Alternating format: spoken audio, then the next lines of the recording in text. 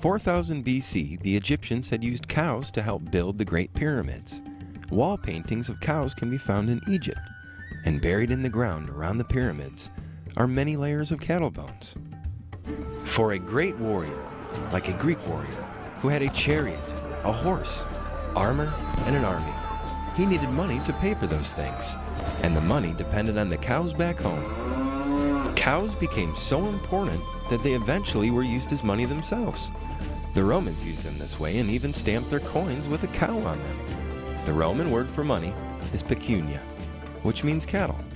Records show that cheese, butter, and milk were all important foods to a Roman person's diet. During the Dark Ages, cheese making started to become an art form. Monks in monasteries developed and perfected new ways to make cheese and became leaders in the business of cheese making. They taught these techniques to others that continued the tradition. By the 1600s, Europeans started to sail across the Atlantic in search of the New World, and with them, they brought cows. Cows would provide food and nourishment for the sailors on the trip, and labor once they got to shore to help start a new life. There were 6 major breeds of cattle that came from Europe.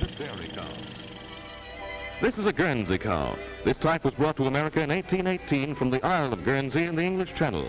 The Guernsey is a medium-sized cow, golden brown and white, producing a rich milk, yellow and creamy in color. The black and white marking of this cow identified as a Holstein, originally developed in Holland. There are more Holsteins in the United States than any other breed. This large, rugged brown cow is a brown Swiss. The breed was developed in Switzerland and imported to this country after the Civil War in 1869.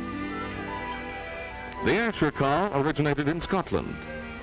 It is reddish brown and white in color and produces a very high quality of milk.